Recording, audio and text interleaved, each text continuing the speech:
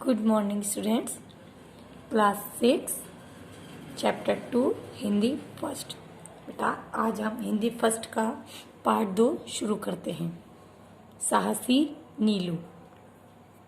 बेटा इस चैप्टर में एक 12 साल की बच्ची के विषय में बताया गया है जो बहुत ही साहसी और हिम्मत वाली होती है और वह किस तरह से एक जंगली भालू से बच्चे की जान बचाती है। इस चैप्टर में बताया है। हमें यह शिक्षा मिली है इस चैप्टर से कि हमें कभी हिम्मत नहीं हारनी चाहिए और हमें हमेशा निडर होकर अपना जीवन यापन करना चाहिए। बहुत बच्चे बचपन से ही बहुत ही साहसी और निडर होते हैं जो नए नए कारनामे देखने को मिलते हैं उनके बचपन से ही।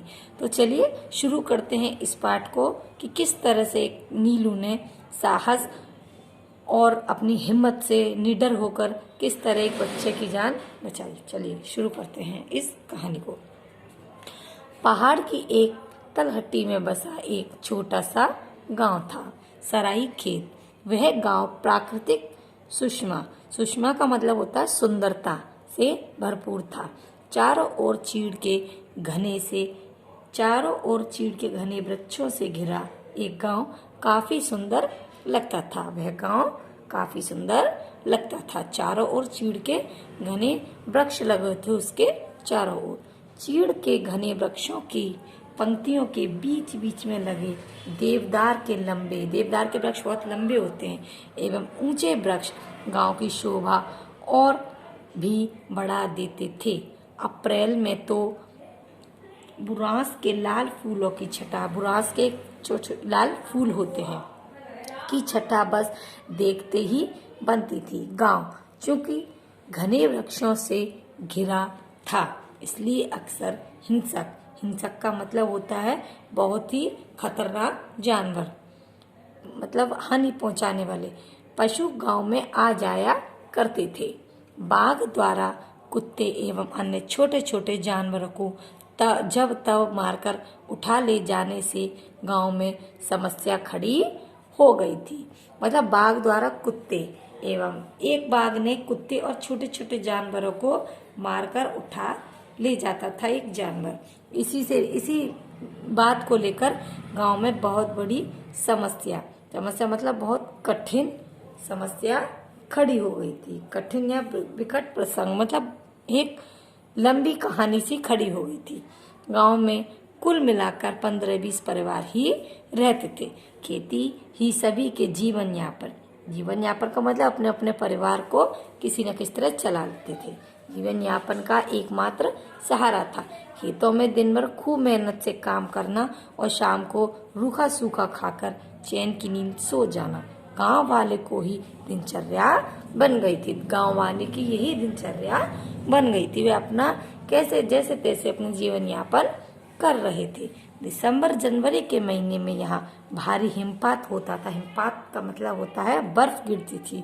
सड़कों पर जमीन मोटी बर्फ को पिघलने में कई दिन लग जाते थे। इस समय जनजीवन उनकी पूरी तरह रुक सा जाता था। वे कार्य अच्छी तरह से नहीं कर पाते थे। यही कारण था कि जाड़े का मौसम आने से पूर्व ही गांव के बड़े बूढ़े ढेर सारी लकड़ियां काटकर इकट्ठी कर लेते थे। बर्फ गिरने पर दिन रात इन्हीं लकड़ियों को जलाकर वे हाथ सेकते रहते थे ताकि उन्हें ज्यादा कष्ट न हो। इसी गांव के मुखिया की एक लड़की थी नीलिमा। इसका नाम था नीलिमा।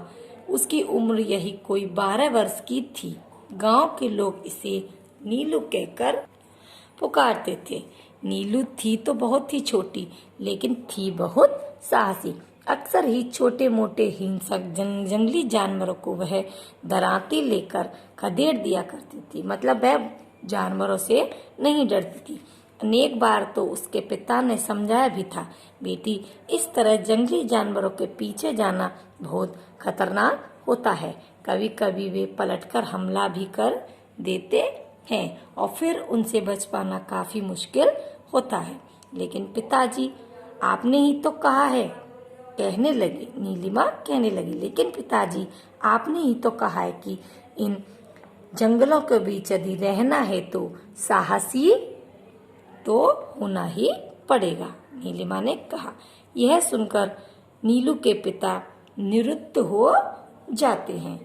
यह सुनकर नीलू के पिता निरुत्त हो जाते हैं, कोई उत्तर नहीं देते। मतलब निरुत्तर का मतलब होता है कोई उत्तर नहीं देते, लेकिन फिर भी उसे सावधान रहने की हियादत का मतलब होता है रास्ता दिखाते हैं, मार्ग दे बताते हैं, मतलब उसको बताते हैं, एक बात कहते हैं कि आगे के लिए वह सतर्क रहे, सावधान रहे। हिदायत अक्सर ही देते रहते। नवंबर के दिन थे। जाड़े ने दस्तक देनी प्रारंभ कर दी थी। गांव के बड़े जाड़े ने बहुत तेज सर्दी पड़ने लगी। गांव के बड़े बूढ़े लकड़ियां लाने के लिए जंगल चले गए थे और स्त्रियां गांव से दूर खेतों में काम करने को गई हुई थी। बेटा, आज हम इस टॉपिक को यहीं समाप्त करते हैं, ठीक है। आप यहाँ तक इस स्टोरी को पढ़ेंगे, काफ़ी अच्छी कहानी है ये बेटा। इसको आप रीड करने की कोशिश करेंगे। अगर आपकी समझ में नहीं आता, इसमें एक साहसी बच्ची के विषय में बताया है। अगर आपकी समझ में नहीं आता है तो आप मुझसे कॉल या मैसेज करके पूछ सकते हैं। ओके बेटा, थैंक यू।